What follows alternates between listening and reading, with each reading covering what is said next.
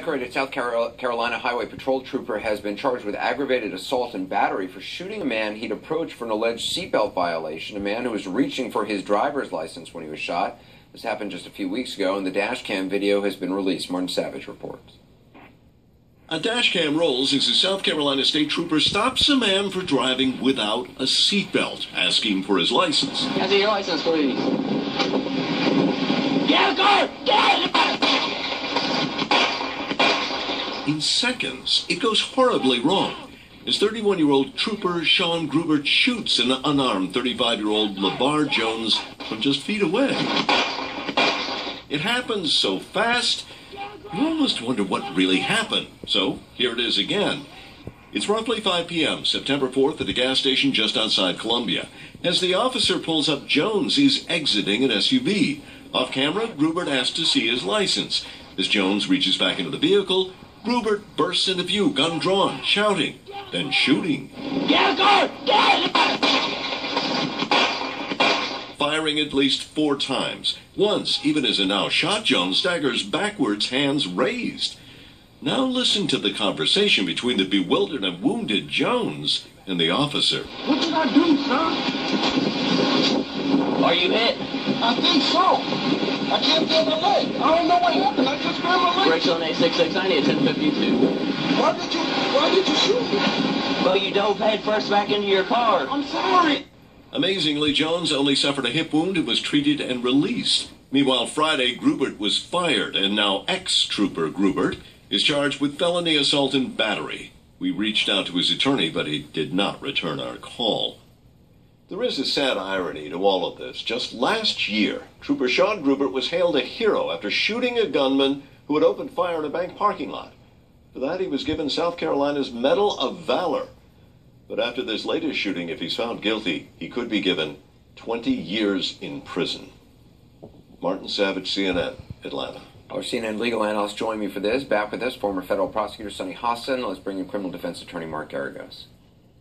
So, Sunny, what do you make of this? I mean, the fact that there's a dash cam video really allows people to see everything that occurred. Right, and I think it's so important to note that we would not really know what happened but for the dash cam video, and that's why I've always been a proponent of dash cam videos, and I think that is really the trend. We're seeing it all over the country, most recently in D.C., very important.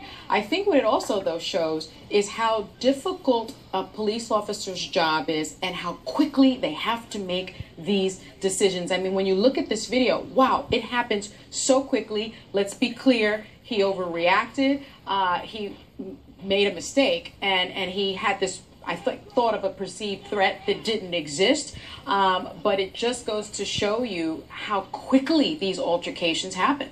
Mark, is this going to be a tough prosecution?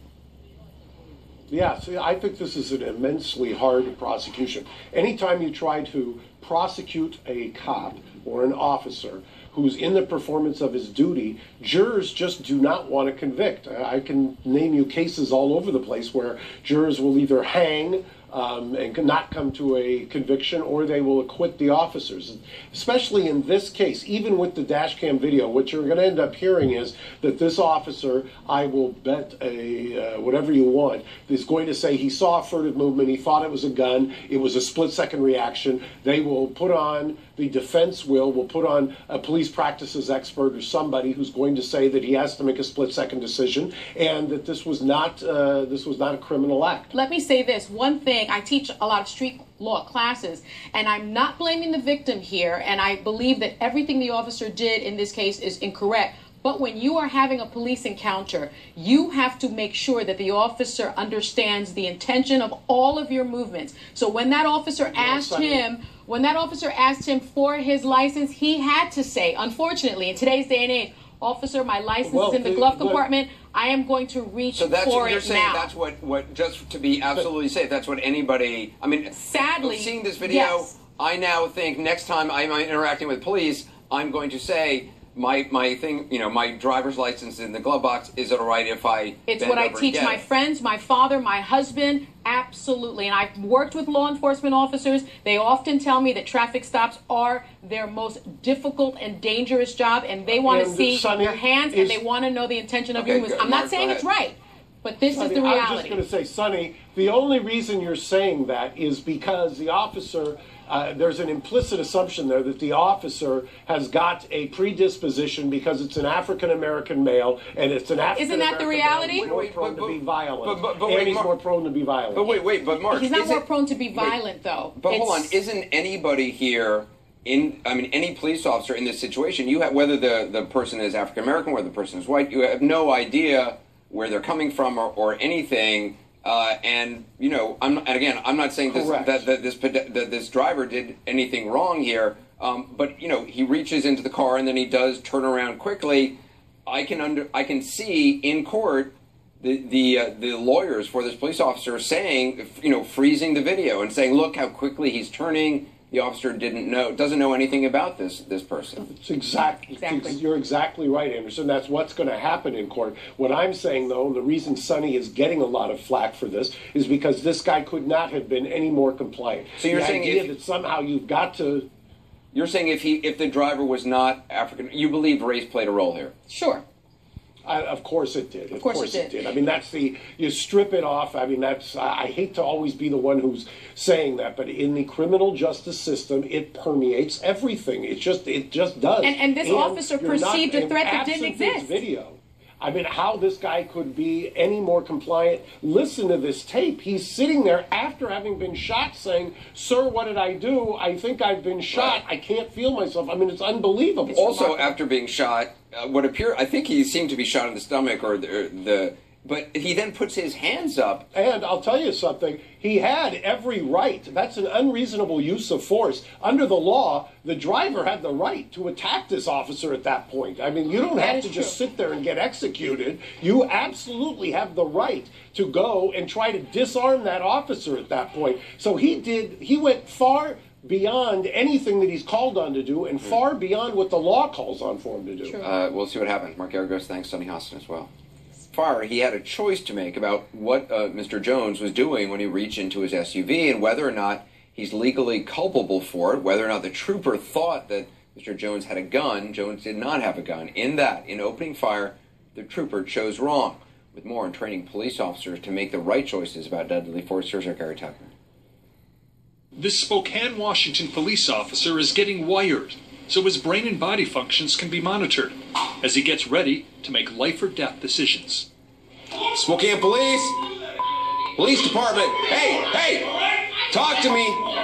Wait, let go over. Decisions in a most unique laboratory. What are you doing? Hey, let me see.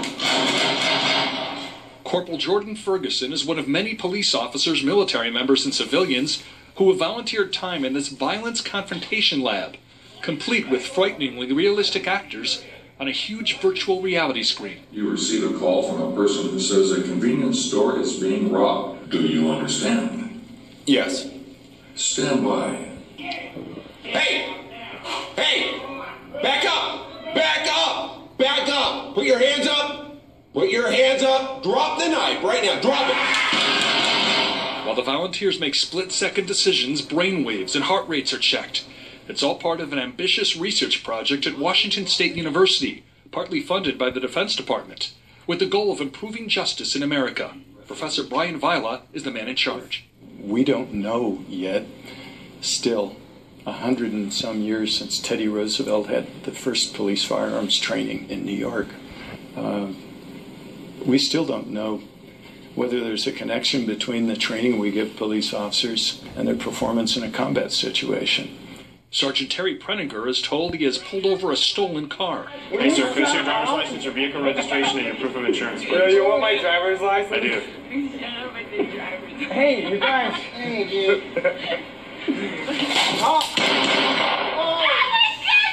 The researchers say these volunteers' hearts are generally racing because it's also realistic. Drop the gun. Many findings from the study will be released by the end of the year, but some have already been published. The research is declaring that volunteers of all races often view African American suspects as more threatening than white suspects, but that they may have subconsciously overcompensated because of that bias. The surprise was that they were more restrained in shooting African Americans than there were whites. Police officer, let me see your hand. You at the counter, let me see your hand. In the test, Don't move. Stop! The officer never knew if the man had a gun, but did not shoot. Sometimes we don't know if we made the right decision or the wrong decision. We make a decision and then we live with it for the rest of our lives. Novices are also used as volunteers, so with the cops guiding me, I pull over a suspicious car with a broken taillight. Hello there, sir. Your taillight's broken. Do you know that? Hey, sir, take your hands out of your pockets. Sir, take your hands out of your pockets. Sir, put your hands on the steering wheel. Sir, sir, you're not listening. Hands on the... Okay, thank you. Yeah, and that guy looked like he was getting a gun out. So I took the gun out, didn't point it at him. Proper way to deal with it. Exactly. Absolutely. Hey, stop! Stop! Police. There is a lot more to learn as these researchers try to make life safer for citizens and for the cops who serve them. Gary Tuckman, CNN, Spokane, Washington. Tough decisions to make in a split second. Just ahead, Ferguson's police chief apologizes for the fact that it took hours to remove Michael Brown's body from the street.